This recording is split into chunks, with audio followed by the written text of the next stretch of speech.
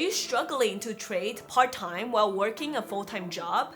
Then this video is made for you.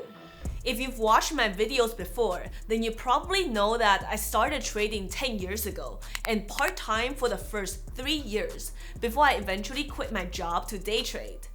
Now that I've been a full-time day trader for 7 years now, believe it or not, I think, in my opinion, day trading is no longer the best way for beginners to tackle the market, especially if you're trading part-time. And that's why I want to share with you in detail in this video. I'll be talking about my new approach and routine for part-time trading. This is a routine and process that have taken me from, well, $0 at the beginning of the year to now over $200,000 so far this year. I'll also share some amazing tools and strategies for part-time trading, all of which are modified and revised to the current market conditions. And don't worry, whether you're trading on the Pacific time zone, Eastern time, Asian or European time zone, or any others, I have various part-time trading strategies for you. So whether you plan on quitting your job eventually, but please do not quit right away, to become a full-time trader, or maybe you want to stay trading part-time as a side hustle, as another source of income, you'll definitely learn a lot in this video. So if part-time trading strategies is a topic that interests you, please remember to drop a like down below and ring that notification bell so you know the next time I post another video like this. My original part-time trading routine. To start, let me share with you my original strategies and trading process from over 8 years ago, when I traded part-time while working a full-time job. Just to provide you more context, because a lot has changed since then and for good reasons. I lived on the West Coast in Los Angeles at the time, working in the film and VFX industry.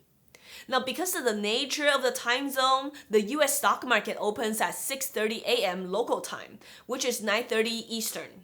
I had the immense privilege of preparing for all my trades pre-market starting at 5 a.m. Wait for the open at 6:30 local time, execute my orders and plans, and be done most of the time by 8 to 8:30 a.m. local time, which is 11:30 Eastern market time. And yes, I do understand that probably only traders on the Pacific time zone or very close to it, or the traders in the Asian time zone will have this kind of benefit and advantage of trading outside of their regular work hours.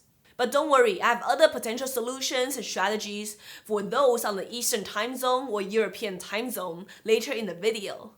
The important part to note here is that my local time zone really shaped the way I trade. Naturally, I had to learn to embrace the fast-paced market open volatility and any quick reversals that could happen within the first hour. And that's the reason the 3 strategies I love the most for day trading were and still are: Number 1, the gap up reversal long, in which I'm taking advantage of the morning gap up, selling panic and the eventual bounce and the rally. Number 2, the trend join long, taking long on stocks that have confirmed breakout over key levels on the daily chart, boosted by positive catalysts and rally up to new highs, hopefully. And number 3, the backholder short. This is essentially short selling small caps or overextended large cap stocks, essentially a mean reversion trade on the short side. As you can see from these execution charts I shared on screen, these 3 setups typically happen within the first 2 hours of the market open. And that's the reason I was able to find these trading setups during early morning pre-market hours, execute the plans either during pre-market or after the open, and close all of them before I head out for work by 8:30 a.m. local time or 11:30 market time. I actually feel incredibly lucky and grateful now looking back, because most of my bosses were okay with me arriving to work late. Yes, that's kind of inevitable, that after leaving home at 8:30 a.m., I usually won't arrive at work until 9:30. And sometimes when there's some crazy moves in the market, I'll even trade later and arrive around 10 a.m. Remember, all of this is back in 2014 to 2016-ish. So work from home or the flexible hours that so many of you guys are enjoying nowadays, those were not the norm until 2020 and after. So yes, I know I did express a lot of resentment in my past YouTube videos about my former career in working 9 to 7 in film and VFX. But also, looking back now after so many years, there's also so much to be grateful for. Yes, most of them didn't even want to give me a $2,000 raise, but they were fine with me arriving late, as long as I get the work done. And yes, for me, there were never any sense of employment security, but honestly, without the urgency and so many unpaid gaps in between the contracts, I never would have worked so hard and put in as many hours into learning about the markets and trading in general. Okay, let me step off the soapbox. Thank you for listening to my TED Talk for 2 minutes.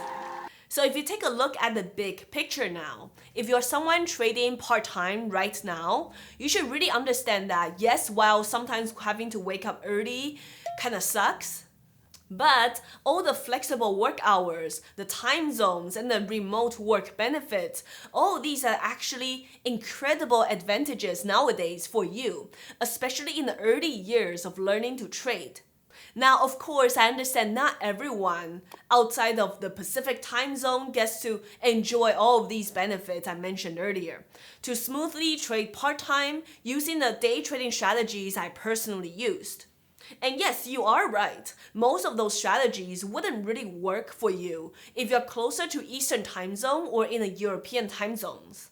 That's okay. This is the part where a lot of the newer strategies I've been trading for the last year or so come into play. And I believe these are the best strategies for part-time traders. Swing trading for part-time traders.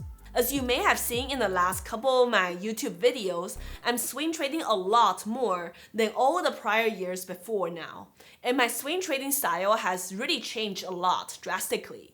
During the first 3 to 6 years of my trading, short-term swing trading has always been just an additional strategy to supplement what I was already doing with day trading. And because of that, many of my swing trading setups are just a continuation of my day trading strategies. They are a way for me to maximize my profits. That's the reason I've made many previous recaps or strategy videos talking about the overnight swing trading strategies. The idea is, once again, a continuation from my day trading setup. If a stock is gaining high momentum, has a lot of hype, low float, high short interest, and especially above key resistance, then I would consider swinging that stock overnight. The goal of this swing overnight strategy wasn't to hold on for a long time, but a fun time.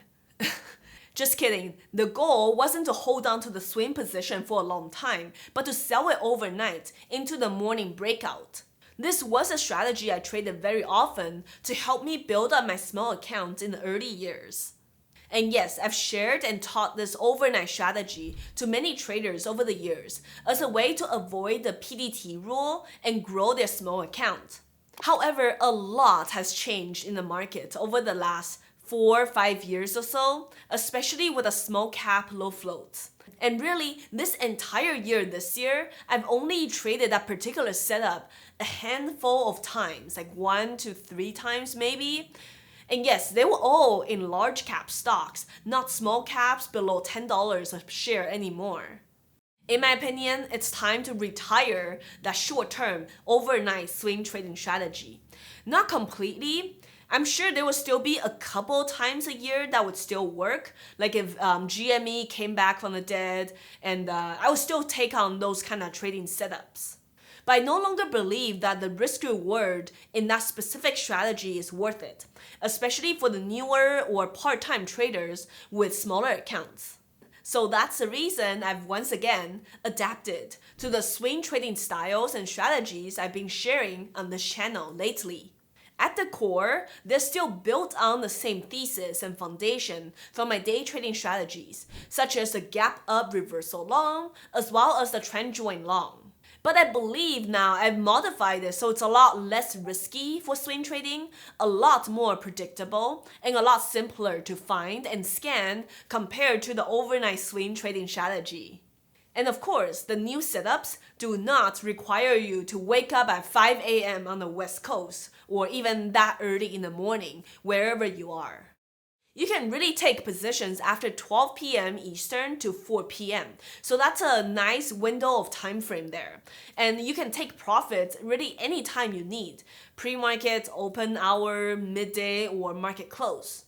So if all that sounds good to you, this is a swing trading strategy I love and trade personally with my capital.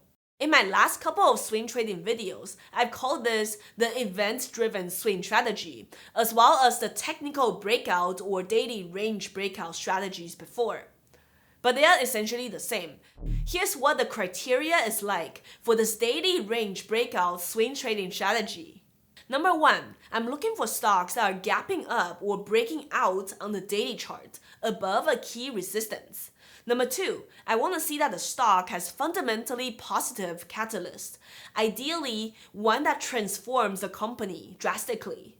Number 3, very important here, the stock needs to be breaking out and gapping up with really high above average daily volume, which you can see clearly on the volume bars. Number 4, the stock needs to be above 1 billion market cap and above $1 per share. So no more small caps or no more penny stocks once again. And here are some examples of the trades I actually took so far this year. Palantir, this one I'm still in actually, and no, do not get in now, it's too late. They are being included in the S&P 500. You can see the stock gap up and just starts trending after a multi-year gap up. Next is MMM. This is actually an extremely boring stock, but they had some amazing earnings and they beat on all aspects and raised guidance. Now let's talk about the ideal holding time frame. Again, we're no longer swinging this overnight anymore for like the 1 or 2 days. The holding time frame is, if you are wrong, you should expect to cut your losses within the first 1 to 7 trading days. So this is how you can see that when I take my losses on the swing trades, I keep those losses small, just like day trading. However, if I'm right, you can see that I'm staying in the swing for a minimum of 2 weeks to over 1 month. Again, the idea is really to let your winners run. Now let's talk about scanning for stocks to swing trade, how to find these ideas. The process of scanning for these trades can be done midday after 11 a.m. or even in the afternoon. And yes, while you can scan and take an entry on the first day of the gap up, it's okay if you're a couple days late as well. So again, a lot more forgiving and wider window for entry. Next, let's talk about the entries, take profits, and stopping out. I do all of those executions in the afternoon, from 12 to 4 p.m. market time. So no more overnight positions and scrambling to sell them in the morning, pre-market or at the market open. This kind of approach should be ideal for the part-time traders in the Eastern time zone or the European time zone. Yes, you may have to sneak in a couple of trades on your phone at work. But hey, we all take extended lunch breaks or bathroom breaks, right? Those Chipotle meals took a while to prepare. I go through a lot more details about this daily range breakout strategy in this video over here. This is where I recap my Nvidia swing trade. This is my biggest 6-figure swing trade ever. So if you want to learn more details about this strategy, you can watch it over there. Or if you're wondering if I've actually made any money from that strategy, that's fine too.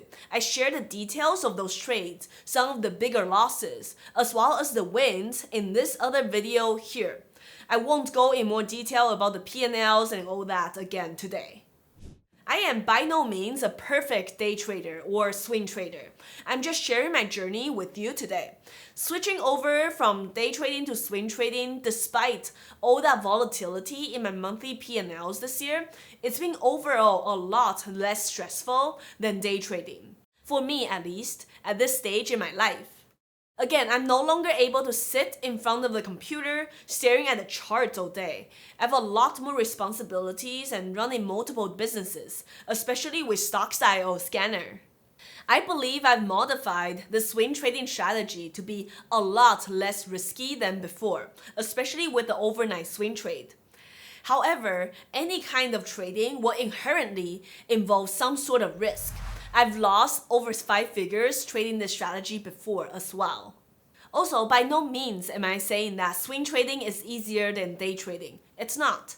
But I do believe that this style of trading is a lot more forgiving on your time constraints, less stressful, and yes, it's tradable for someone trading part-time who only has like a couple hours a week to watch the market. Next, let's talk about my favorite swing trading brokers and tools. I think it's generally a very good practice to keep your swing trading account separate from day trading account. This way, you don't get those like itchy fingers or take profits too early on your swing trades when you're day trading the same tickers or having a bad day trading. Remember, the goal of swing trading is to let the winners run and cut the losers quick. So keeping your account separate will help you become more hands-off. The brokers I use for swing trading are Centerpoint Securities and Interactive Brokers. They do have some sign-up bonuses and promotions. I'll leave them down below. I actually really like the mobile app for Interactive Brokers. Oftentimes, that's where I execute my swing trades, buying or selling or stopping out. The app also allows you to use OCO orders or bracket orders, which is very convenient and allows you to manage your swing trades very easily. So let me know your thoughts. Do you prefer swing trading or day trading? Or are you managing both? What's your preference? And what kind of swing trading style or strategies do you typically trade? There's no right or wrong answers. It's all just personal preferences. And I'm just simply curious.